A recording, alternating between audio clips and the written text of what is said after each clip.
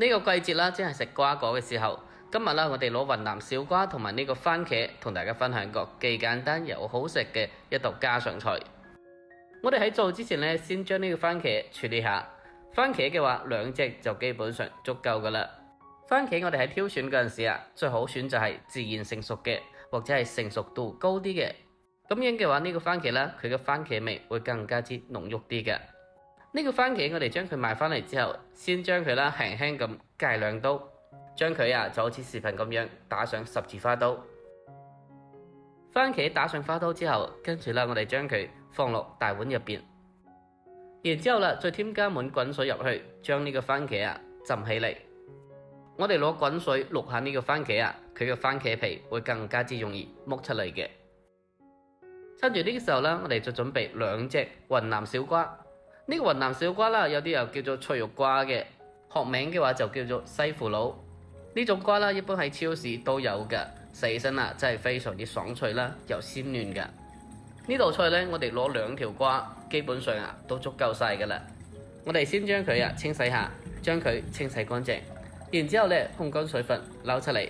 下一步進行蓋刀，我哋先將佢嘅頭尾切咗佢唔要，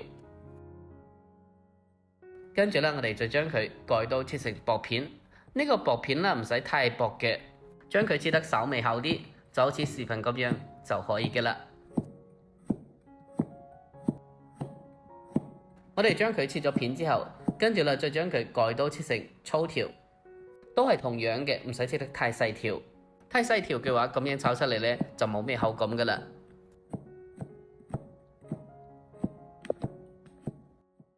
我哋將個雲南小瓜全部嘅蓋刀切好咗之後，大家可以睇下嘅。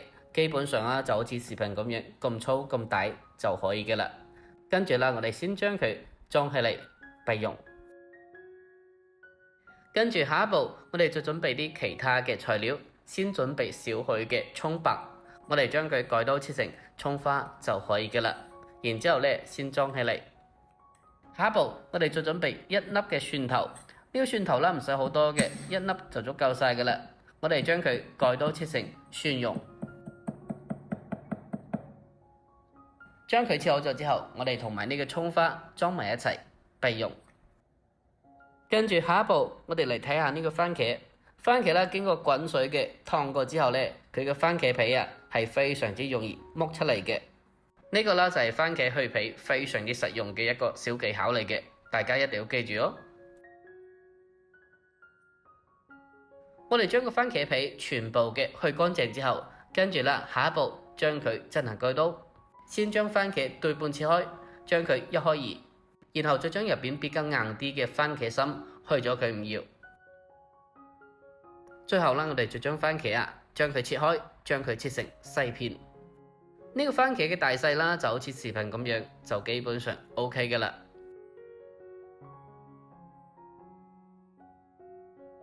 我哋將呢個番茄全部嘅蓋刀切好咗之後，跟住啦，先將佢裝起嚟備用。下一步，我哋開始正式嘅烹飪。首先起鑊燒水，然之後再添加1時羹嘅食鹽，增加湯水嘅底味。然後呢，我哋再添加少許嘅油。喺呢度添加少許嘅油啦，咁樣等下雲南小瓜抽水出嚟，佢嘅顏色會更加之翠綠啲嘅。呢個方法啦，同樣適用於抽水或者係白灼其他嘅蔬菜。我哋將呢個湯水煮滾咗之後，跟住啦，再將切好嘅雲南小瓜加入嚟。落咗鑊之後，我哋全程開大火將佢進行抽水。將佢大火抽水嘅話，咁樣去等佢快速嘅成熟。喺抽水嘅陣時呢，我哋攞鑊鏟嚟將佢不停咁進行攪動。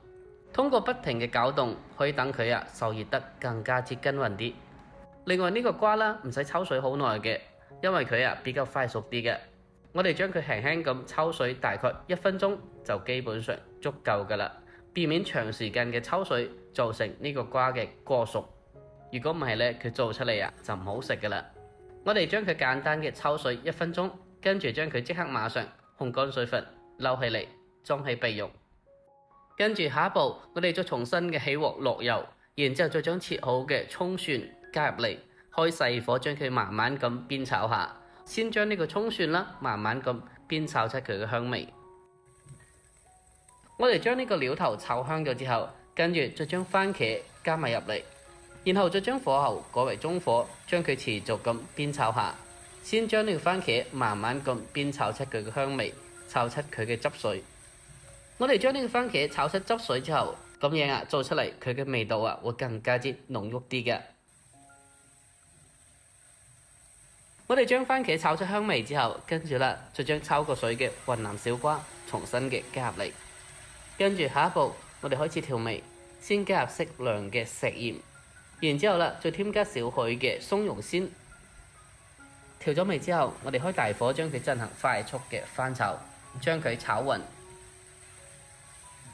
我哋將佢持續嘅翻炒大概1分鐘左右，將入邊嘅調料啦同埋所有食材充分嘅炒勻。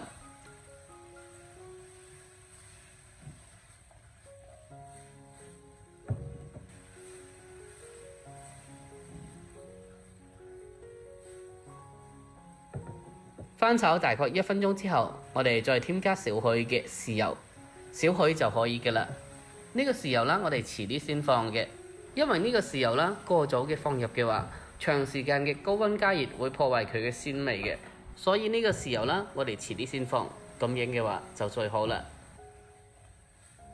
我哋將佢再次嘅炒勻咗之後，跟住再將佢稍微咁打返個芡。呢個芡汁啦，唔使太緊嘅，薄薄地就可以嘅啦。添加少許嘅生粉水入嚟，然之後將佢快速嘅炒勻。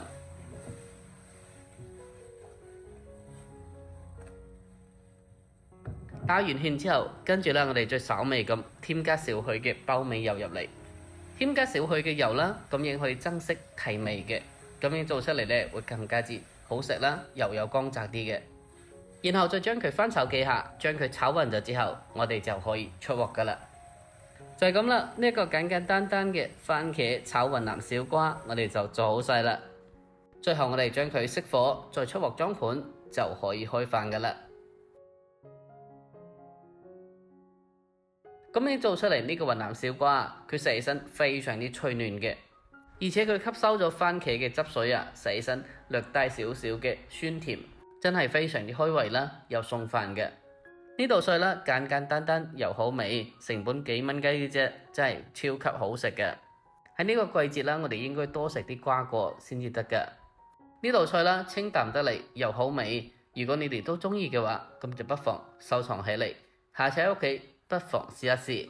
好啦，今期視頻就到呢度，中意嘅不妨點讚、關注同埋收藏。我哋下期再見，拜拜。